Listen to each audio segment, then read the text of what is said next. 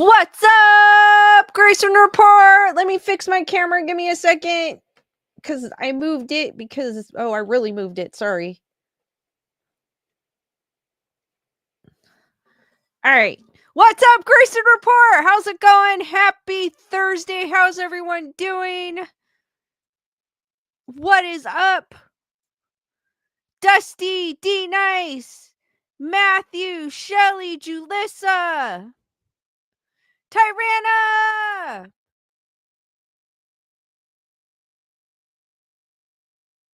Lisa Boo, what is up?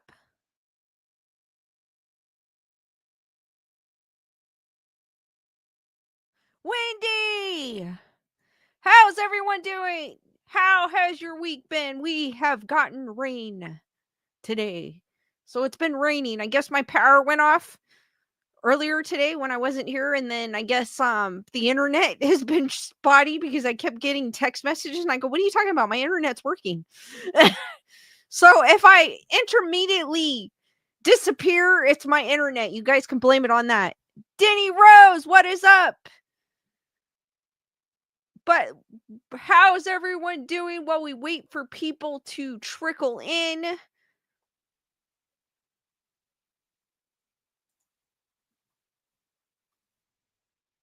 Weird thing happened at work while we're waiting. I guess some guy lost his tire while he was driving and it flew off his car. So I had 3 sheriff's unit in front of my work, which was kind of cool.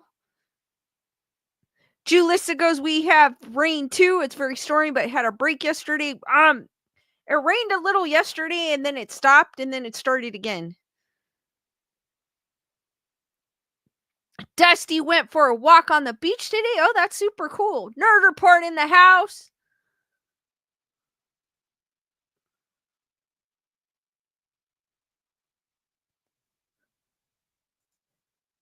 Anybody watch anything interesting horror-wise lately? I haven't really been watching anything horror.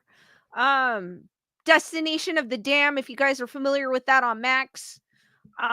If you guys are a fan of Zach Bagans, I know a lot of you aren't, but it is on Max. Came out today, so I started watching it. I kind of like Destination of the Dam because it goes to different locations. Sorry about that. Goes to different locations and it talks about different weird things about those locations or folklore. I think this episode it takes place in Mexico City or in that around that area, so it's kind of cool. They were talking about 400-year hotel when I stopped. Nerd Report's asking who's coming to Mad Monster. Mad Monster, as you know, is something we go to every year. It is a horror convention while we wait for people. In Arizona. It's in July, so it's during the hottest part of the summer in Arizona. But honestly, you're inside a nice air-conditioned hotel, and let me tell you, the air conditioning, the hotel is wonderful. The air conditioning is wonderful. It is a intimate convention. We always have a Nerd Report, Grayson Report meetup when we do go, and it's always a blast. Very intimate. Like I said, it's not like if you've ever been to a convention, it's not like some of these bigger conventions. This is very intimate. Like you'll run into a celebrity in the elevator. You'll be walking to the lobby. You could be eating lunch next to Robert Englund. It could be anything and it's kind of cool. One of my favorite things I always look forward to every year.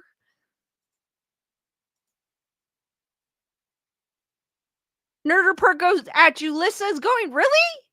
Super cool. So it is July 11th through 13th. It is about, what, now 6 months away. It's at the Renaissance Phoenix Glendale Hotel. Like I said, it is in Arizona during the hottest part of the time, but that does not stop me. It's actually not that bad. We actually hung out by the pool one day and then kind of stayed inside the rest of the time. We did walk. I mean, there is plenty of places to eat because there is like a kind of outdoor mall out there too as well. So it's kind of cool. This year it looks like they've already have a few people already lined up for Arizona, which is kind of cool.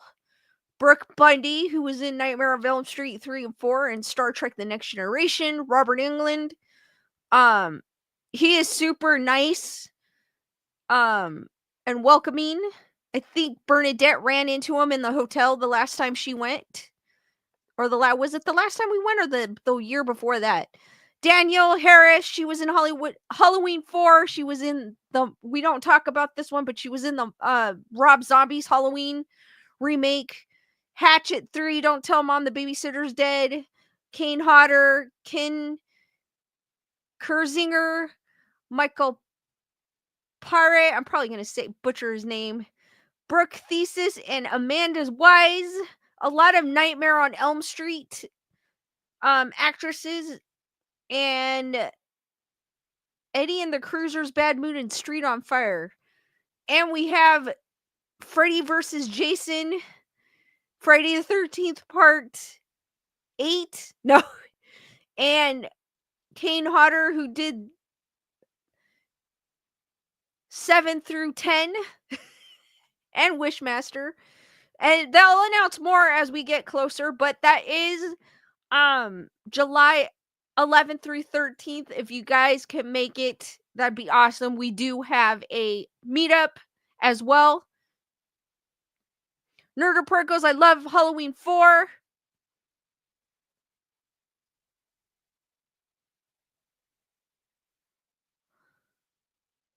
Shelly's got her room booked. We've got our room booked already.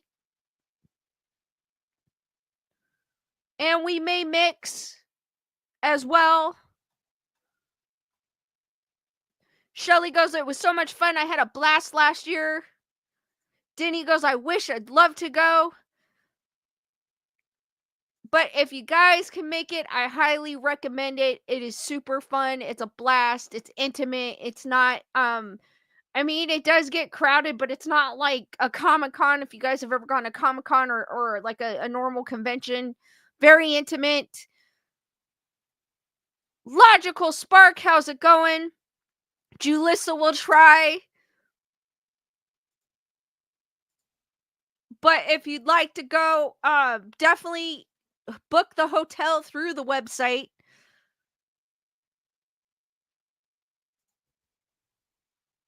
Logical Spark, we were talking about Mad Monster in Arizona. We go every year and we have a meetup there as well.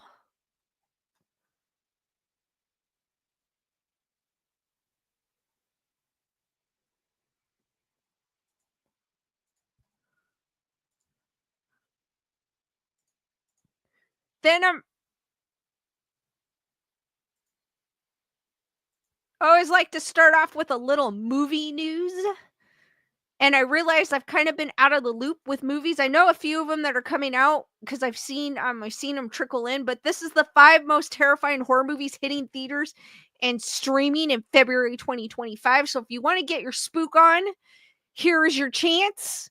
I try to keep it spooky all year round. I don't keep it spooky just in October.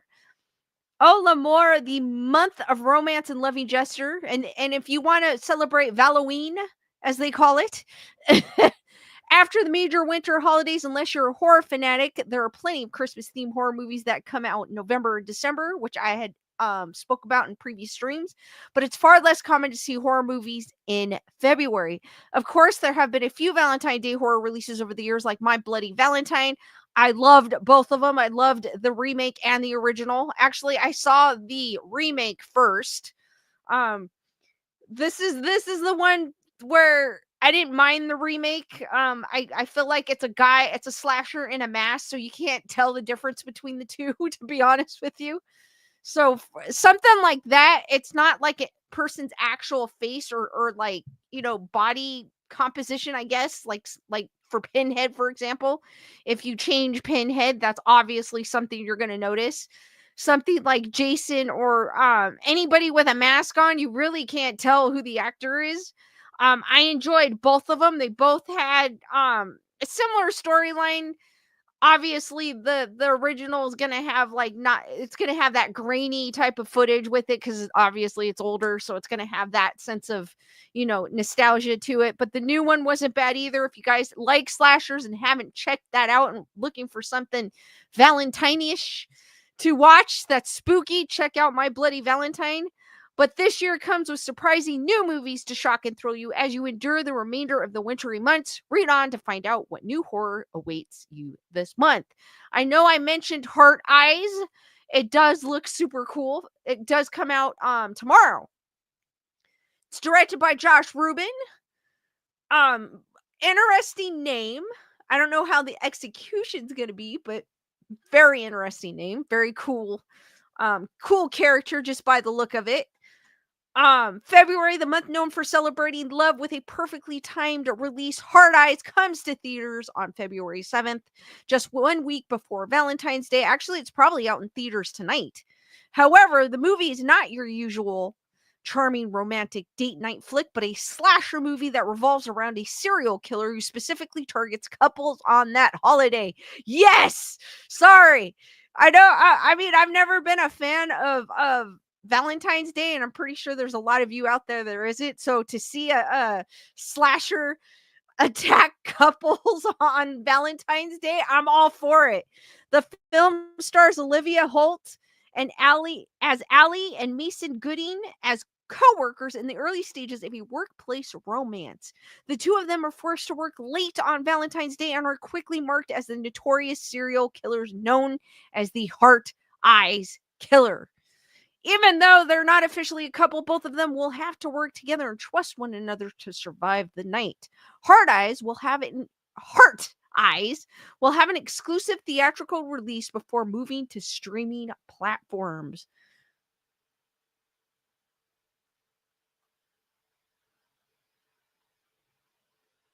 Matthew goes, Lewis's Hard Eyes, so you are safe, Lisa. Denny goes, yes, Hard Eyes will probably go before Valentine's Day. Won't be able to or can't wait. Brandon, what is up?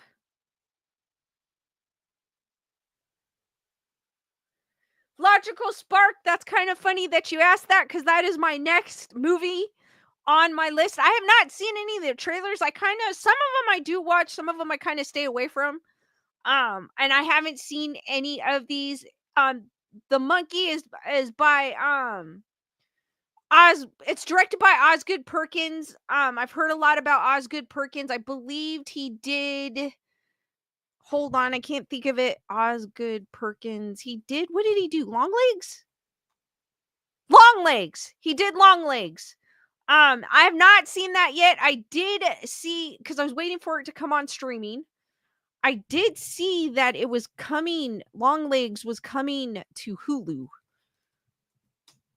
It's that Nicolas Cage horror movie that I'll get into it. I found an article.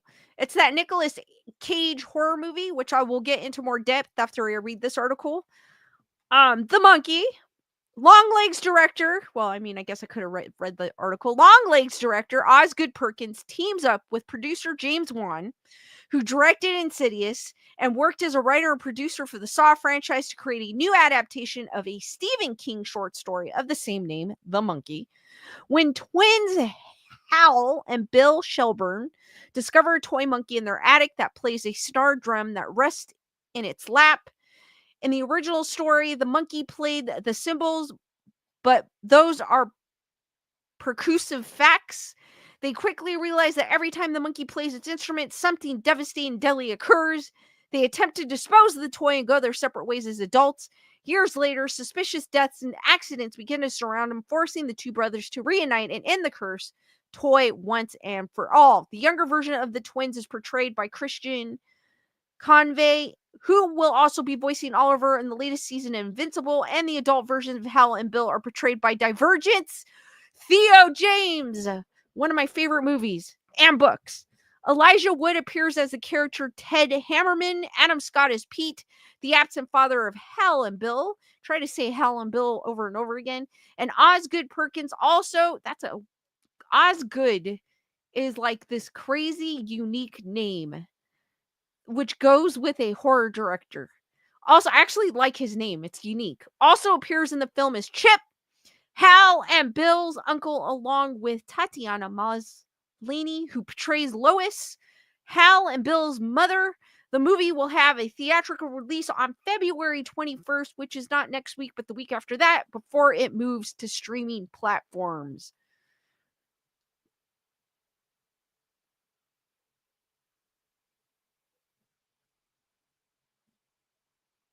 Denny Rosa goes, it was my tradition to watch horror movies on Valentine's Day when I was single. That is an awesome tradition, Denny.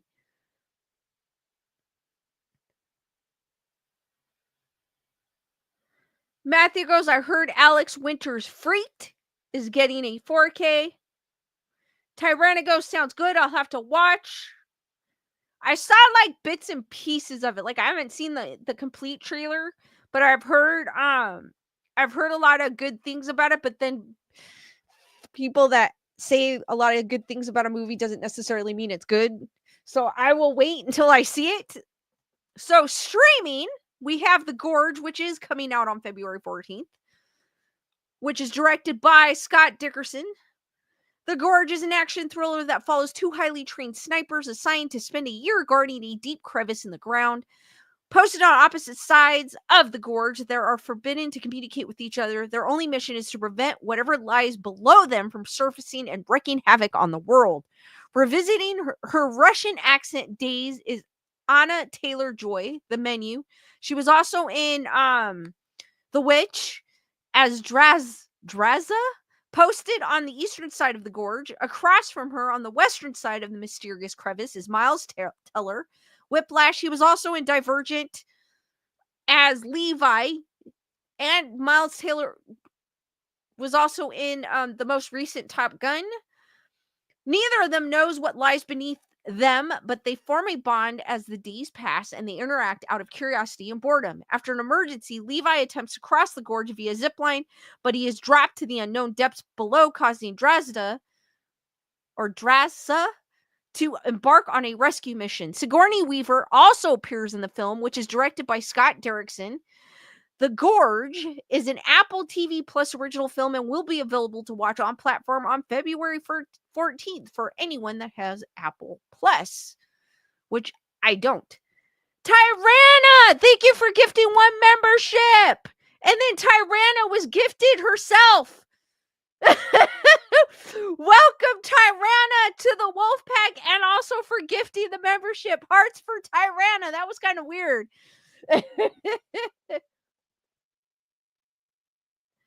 Emily Parkinson's What Is Up? Valentine from 2001 was good. David Boreanaz is in it.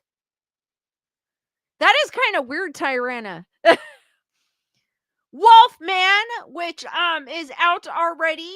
It is directed by Lee Wanell. He is part of the Saw franchise. Wolfman, also I think he's connected to Insidious too as well. Wolfman came to theaters last month, but is now finally creeping into homes as it just became available to rent or purchase on VOD platforms like Amazon and Google. Christopher Abbott is no stranger to horror, as he was in the post-apocalyptic suspense thriller It Comes at Night, and Brandon Cronenberg's 2020 horror film Possessor. He stars as Blake, a man struggling to maintain his family with his wife Charlotte and his daughter Ginger. After he received a letter stating his estranged father has been missing and is assumed dead, he decides to take his family to his father's remote cabin to reconnect. On their journey to the cabin, a creature causes them to swerve off the road and attacks Blake before disappearing. Though Blake is able to get his family to safety before the creature attacks again, he begins to change himself. Charlotte and Ginger are left horrified as they see the man they once loved and trusted transformed into a creature that wants nothing more than to kill them. It's out on streaming. I have been interested in this because I'm a sucker for a good vampire movie.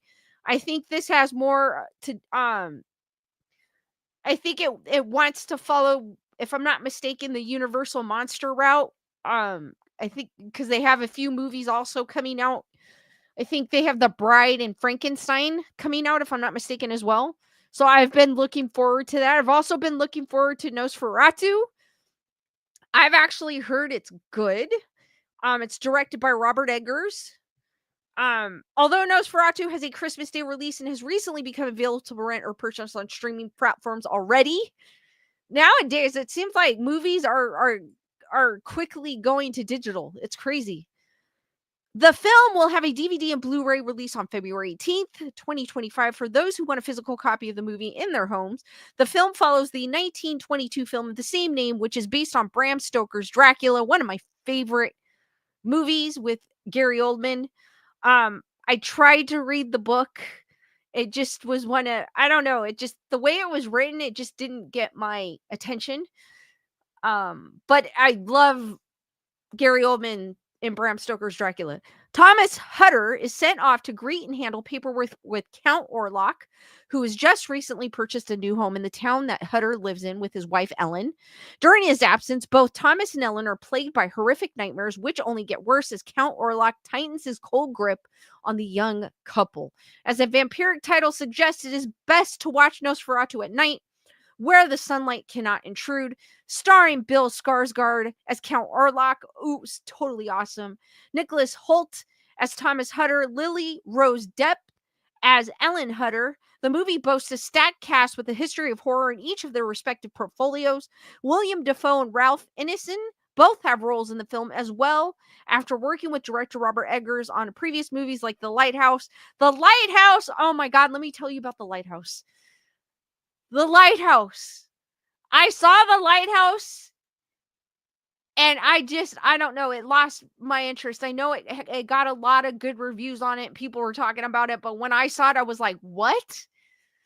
The Witch, respectively, The Witch. The only thing I like out of The Witch, because I feel like The Witch was more of a psychological horror movie, was The Goat, which I have a bunch of the I have a bunch of them in Funko Pops versions behind me. Eggers has joked that he is collecting Skarsgårds as he directed Bill Skarsgård, older brother Alexander Skarsgård, in his 2022 film The Northman. So if you guys are looking for something spooky to celebrate Valentine's Day, there it is.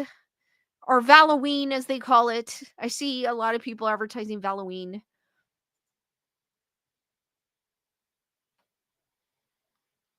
D Dice goes, though his look is accurate, I kept thinking of Eggman from Sonic the Hedgehog. D Dice is like, watch it, it's good. The Wolfman's got nards.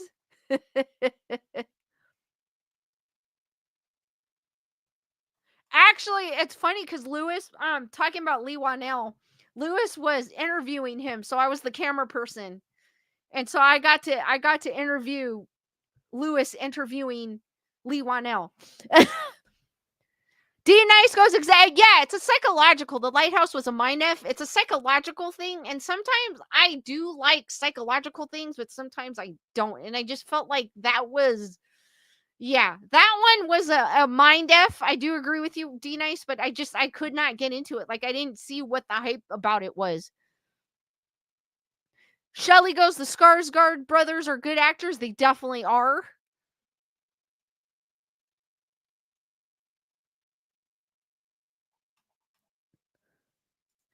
Also, too, Long Legs, if you guys haven't caught that, it's that Nicolas Cage horror movie where he plays a serial killer. I believe they finally announced a oh my God, all ads on this and I can't even see the article. They finally announced a streaming date. It's saying according to when to stream, Long Legs will debut on Hulu on February 14th.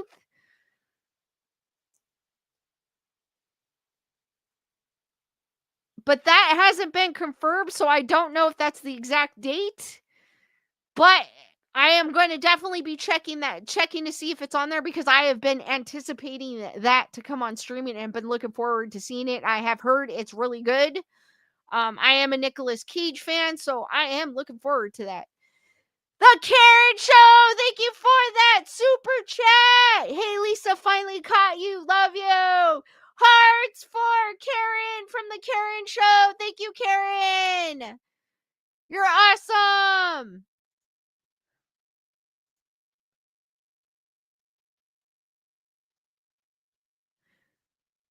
The Karen Show goes, ooh, Nick Cage. I liked him as a vampire. Very funny. So I must watch that one. I love Nikki. I know there's a lot of people that like Nicolas Cage. I go, he's my birthday twin. So I kind of like him by default because I like everyone that happens to be born on my birthday.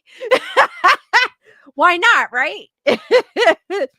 um, I mean, he's one of them. I have who else? There's a DJ Hardwell. If you guys are familiar with uh EDM music, Hardwell is my musical birthday twin. If you want, um, the guy that played X on the X Files, Steven Williams, he's my birthday twin. The actress that played Maggie on The Walking Dead, she's my birthday twin. Blue Ivy, Beyonce's daughter, is my birthday queen, or birthday twin. Don't ask me why I'm mentioning her, but yeah.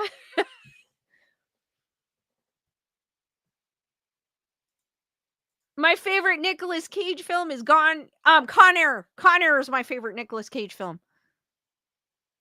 D Nice goes, Bruce Willis and Glenn Close are my birthday twins. That is super cool. So sad to hear what Bruce Willis is going through. It's tough. Anybody suffering from dementia or any type of debilitating disease, it's tough to watch someone go through that. I watched my dad go through that, so I can imagine what Bruce Willis's family is going through. It's watching someone was able to fix anything to in my dad's case, to not even knowing how to use a remote TV remote was disheartening. So I could totally I totally know what they're going through. D Nice goes, he's my diehard fighter. The Karen Show goes, put the bunny down. Love that movie. Wendy Burrito goes, Prince Hazard is my B-Day twin. Dusty goes, my bestie for 20 years had her firstborn on my B-Day. That is super cool. How cool is that? Also, too, before we get into the Lake of Skeletons, Squid Game, I have not finished watching season 2. I literally only watched one episode. I do have to get back on the Squid Game train. That's why I don't want to read the article, because it might give away things that I haven't seen. But they do already have a release date for season 3 of Squid Games. I mean, we waited 2 years for season 2, but now season 3 is only 5 months away. It's gonna premiere June 27th. And following the major cliffhanger finale that season 2 ended on, and that's as far as I'm gonna go, because I have not finished watching it. I've been trying to avoid spoilers like a plague, and unfortunately, I've seen a few. Just scrolling through social media, unfortunately, but I guess it's my fault because I didn't jump on it right away. But if you guys are waiting for Squid Game season 3, it's coming to you June 27th.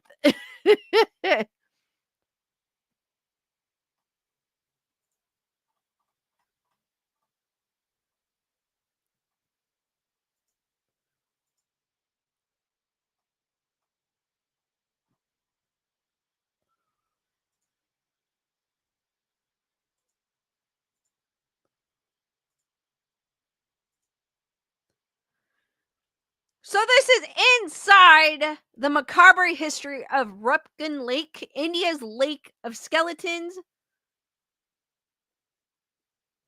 Julissa goes, I finally watched the first season of Squid Games in Korean. I need to watch season 2. It was so good. It is good. The first episode of season 2 was good too, but I haven't gone back to it. I've been kind of lacking in that sense. But you gotta watch it in Korean with the subtitles. You can't watch it with the English dub. Hold on, I'll come back to this in a minute. You can't watch it with the English dub because I was laughing for some odd reason. Lewis's TV was set to English dub. So when we clicked on it, like the voices do not match the actors. I was laughing. So if you want a good laugh, watch it with the English dub on. The voices do not match the actors at all. At all. I mean, at least the old Kung Fu movies back in the day, it kind of matched. This does not match at all whatsoever. It was kind of comical. I was like, I cannot watch this anymore because I was just laughing. Because I had seen the episode before with the, the subtitles. And for some, I will never forget it. I was laughing so hard because the voices did not match. But I mean, if you're a type of person that can't read or don't like to read subtitles, then the dubs, I guess, are fine. But I can't do dubs. No. So I have to read. And plus, I'm half Korean. So when I do hear Korean, it does remind me of my mom. So I tend to like to listen to the language. But Julissa goes, yes, the English dub is not the best. But even if it's in Japanese or Chinese or even, Thai or Indonesian, I'd rather listen to the language, even though I don't know what they're saying. I could read the dubs and but I've got to be in the mood to read the dub, the subtitles. But for the most part, I would rather listen to the voice than the English dubbing.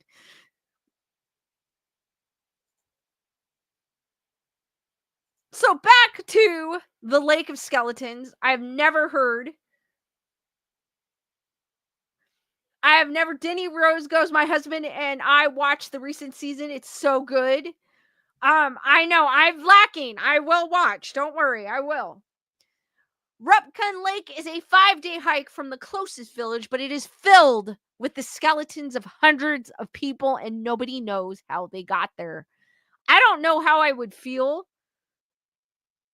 I don't know how I would feel walking up to a lake where there's a bunch of skeletons. I don't know. I would think of it as a bad omen. That would be the first thing in my head. But then curiosity would strike and I would go exploring. High in the Himalayan mountains of India lies a small body of water known as Roopkund Lake. It's just 130 feet across and 10 feet deep, but its glacier's waters are crystal clear. Although it's surrounded by the natural beauty of the snow-covered peaks, the lake, a popular hiking destination for trekkers from around the world, is best known for the hundreds of human skeletons found in and around its waters. It's a mystery how exactly these skeletons came to be at Roopkund Lake. The lake itself is located 16,500 feet above sea level, where it expands and shrinks based on the season and the weather. The skeletons are only visible when the snow melts, but the sheer number of them, as many as 800. What is staggering? 800 skeletons? What? That is crazy. There are, of course, several theories about how hundreds of bodies wound up so high in the remote mountain, which is a 5-day hike from the closest major settlement. Studies have sought to analyze the remains, hoping to find some sort of answers, but the more researchers learn about Roopkund Lake, the more questions they had. To this day, the true story of what really happened at Roopkund Lake remains elusive.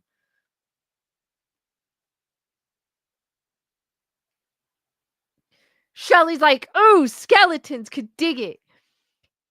In 1942, British forest ranger Hari Kishin Madwal came across a startling sight at Roopkund Lake. Numerous human skeletons scattered around the water's edges. Situated at an elevation of approximately 16,500 feet in the Indian Himalayas, the lake had concealed its macabre secret from the world for centuries. However, as the summer season brought in warmer temperatures that melted the icy waters, even more skeletons began to appear. Initially, locals and government officials alike assumed that the remains belonged to fallen Japanese soldiers who had tried to invade India, which was controlled by the British at the time. Upon closer examination, however, it became apparent that the bones found on Rupkund Lake couldn't have been from modern enemies.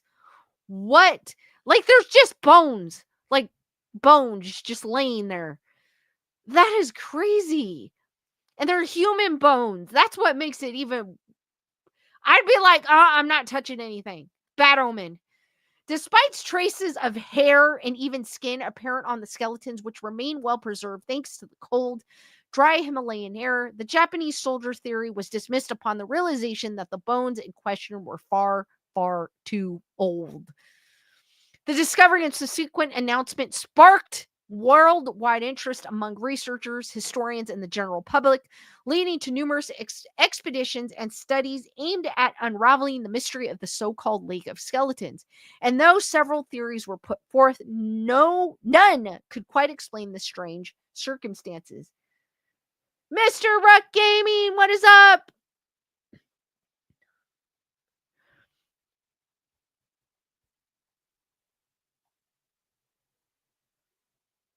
And one of the most prevalent early theories regarding Rupkund Lake involved a local legend which claimed King Jazhavel of Kanuj. I am so butchering this. I apologize in advance to King Jazhavel. Along with his entourage, embarked on a pilgrimage to the Nanda Devi shrine 900 years ago. However, the story goes, their indulgent behavior angered the goddess, resulting in the entire retinue being trapped in a catastrophic, cannot read today, I apologize, hailstorm that claimed their lives. Another similar theory popped up shortly after. This time it was posted that a military expedition had become lost in the mountains, ultimately succumbing to the harsh conditions of the Himalayas. Others speculated that an epidemic might have befallen a group traveling through the area, leading to mass fatalities. Nearly all of these early theories share one thing in common. They posted that the skeletons of Rupkund Lake died in a single calamitous event. After all, the lake's remote location wouldn't exactly have made it a common pit stop.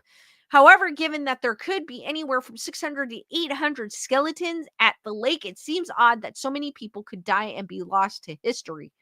Additional theories and rumors continue to abound over the years, with people speculating on the possibility of everything from a catastrophic landslide to ritual S, but it would be decades before a second startling observation was made. The skeleton spanned more than 1,000 years.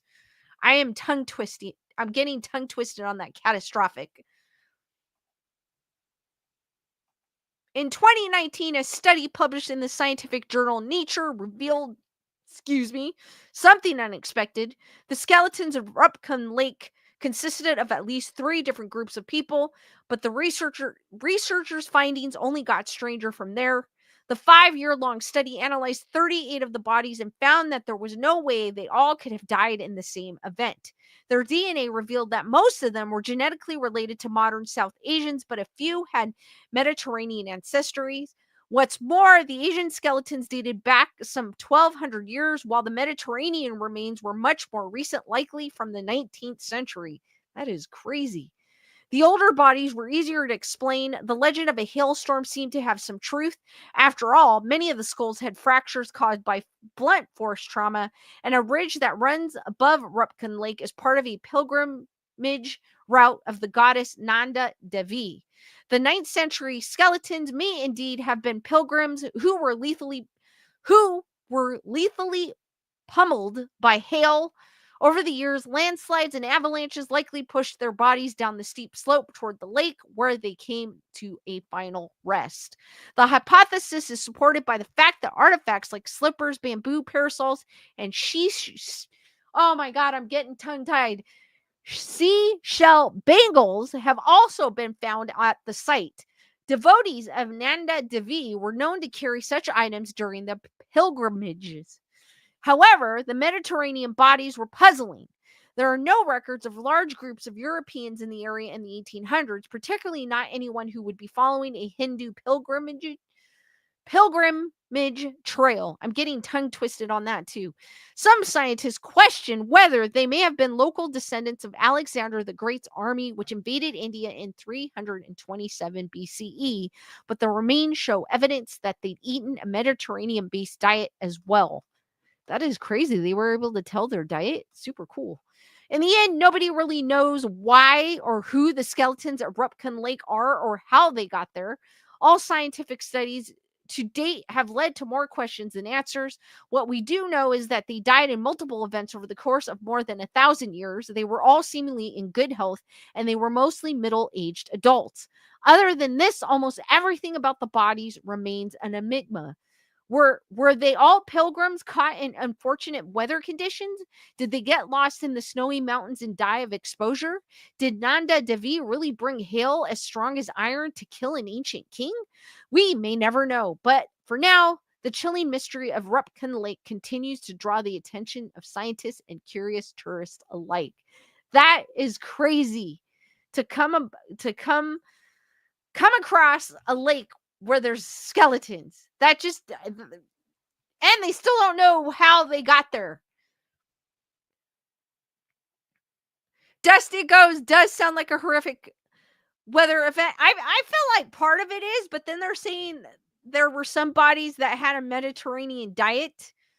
So that's where it's getting kind of like, where did these people come from? And they're more modern than the other ones. So I felt like, yeah, they were pilgrimage. The first set were pilgrims, um, you know, going on a religious or spiritual, trip type of thing, and got plummeted by hail or horrific weather, and that's how they died. I totally get that. But the other ones, I don't know. That's kind of, it's strange. D Nice goes, Shelly sells she seashells while surfing to the seashore. I got tongue twisted. I did. D Nice says D Nice dives during dawn in December. But that is crazy. I wouldn't mind going there one day. It'd be crazy to see that. At the same time, I would not want to touch anything. Would not I don't want to take anything home with me.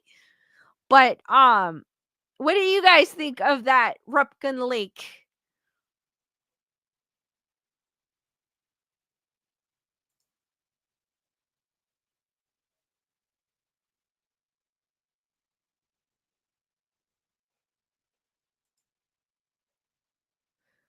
I could not, D Nice, I could not say that over and over again. And I was getting tongue twisted just saying it the first time. I was like, what the hell?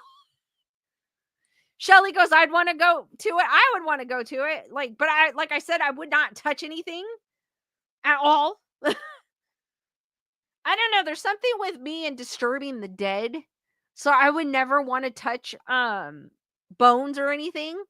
Like, even I know it was a big thing back in the day to move, bodies to like a new cemetery. And every time I read something about that, it's disturbing to me. Like, I have a very, very strong belief of not disturbing the dead, and that would be someone that's buried. I would never bury, if I had a parch, if I had land, say, like, and they said the cemetery was here, or there's a body, like someone was buried over there and that's their headstone, I would never move them. They will be on my property for as until I die.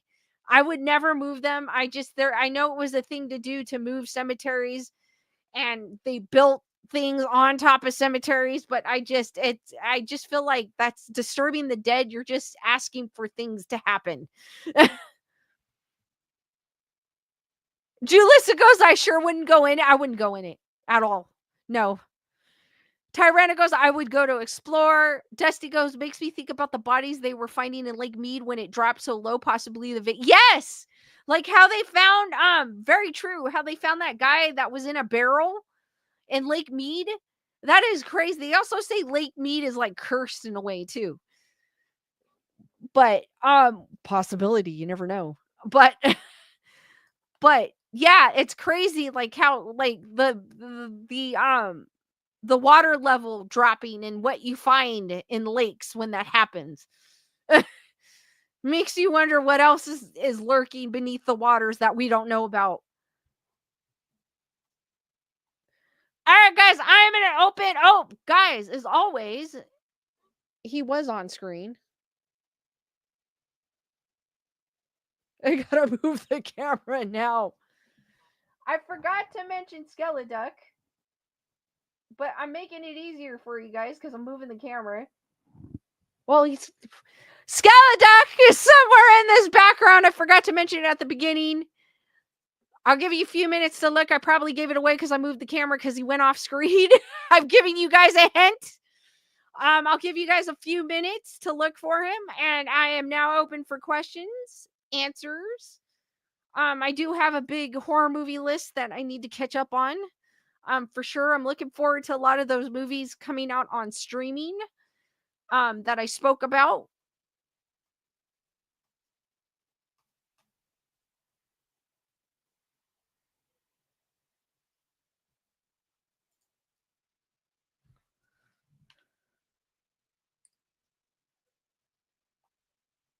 Has anybody watched anything interesting lately? Something to add? I know last stream I did mention that I watched that documentary on OJ Simpson that's on Netflix, and I also watched the P Diddy one on Max. Totally, because I never followed the P Diddy thing, but I was like, you know what? I'll watch the documentary. Holy crap, that guy! Holy crap! Because it showed like a lot of the videos of him. Yeah. So if you guys want to check that out and you were following the P Diddy shenanigans that was going on, I would check out that documentary. It was very eye opening for me because I didn't follow any of it. It was like P Diddy had two different. He was two different people. He had his like public persona, then he had his personal persona. His personal persona, let me tell you, he's a coward. That's all I can say about him. He's a coward.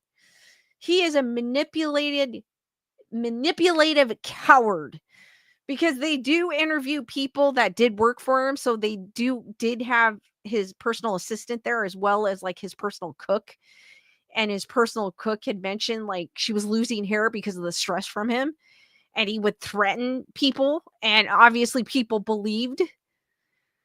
Nerd Report goes trash artist 2, top 40 rap for small brains. Yeah, I didn't really like his music either, so I never really followed him. Period. But yeah, I hope justice is served. I really do. I hope he doesn't get away with it. He's already gotten away with a few things. It did mention in the the documentary. Daisy, what's up? And hello. But like I said, if you guys have not seen it and have Max, check it out. It was an interesting. Elaine, what's up? Thank you for dropping by. Thank you, Daisy, also for dropping by to say hi. Thank you, guys. I appreciate it. Or ladies, I should say. I say guys for everybody. But I'm hoping justice is served, and I hope he doesn't get away with it or pay someone off, really. I hope this time he gets what is coming to him. Because I honestly believe he I believe he did all those things that people are claiming that he did. But check that out. OJ Simpson, it's an interesting one. Like I said, I was in high school when that happened, and I followed it then. So it was a pretty cool documentary. You did see a lot of the detectives that were on there. I was like, that's him? Because now I can't recognize them because they're a lot older. Elaine, thank you for that super sticker of the, what is it, the samurai? It kind of looks like a samurai corgi. Hearts for Elaine, guys. Thank you, Elaine. I appreciate that. And thank you again, and Daisy, for dropping by.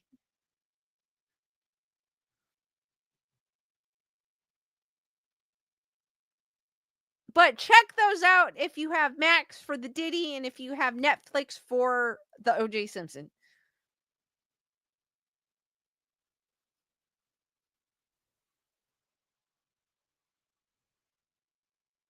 But other than that, I haven't really been watching anything. I haven't had a chance.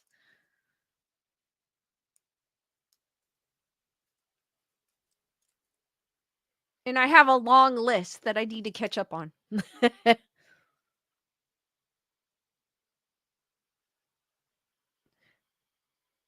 I'll give Skeleduck to you guys this time because my camera keeps wanting to move. Skeleduck, that's why I keep moving my camera, but he was on. So guys, real quick, because my camera wants to move. I'll move it over. He's right there. His beak was sticking out on the edge, but then my camera moved. So I'm gonna give it to you guys this time, but he was like this. Like that earlier, and then my camera moved. See, it wants to move. But that's where he is. He's like his beak. Yeah, exactly like that, but a little more of his beak was peeking out. But that's where I put him. But my camera moved. Thank you, camera.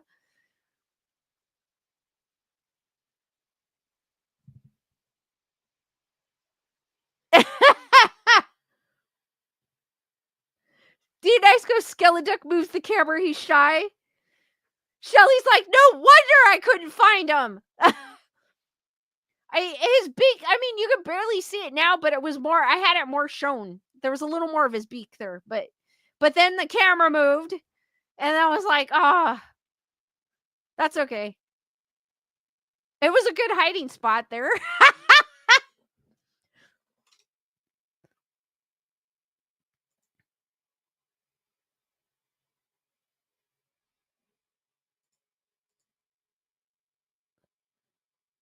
All right, guys, any last minute questions before I end this stream?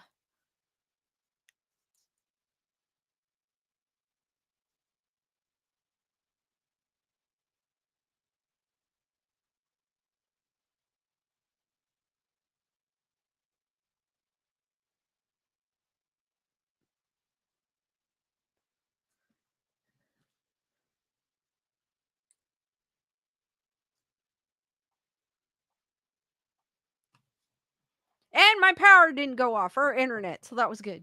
All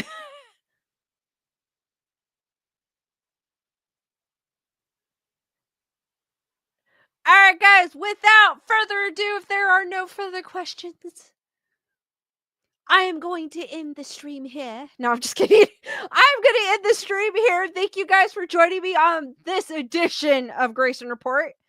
I will see you on the next one, which will be Monday at 7 p.m. Pacific Standard Time. Be there, be squared, stay spooky, guys, and sweet nightmares, and have a great weekend. See you on the next one. Good night, guys. Good night, guys. And thank you.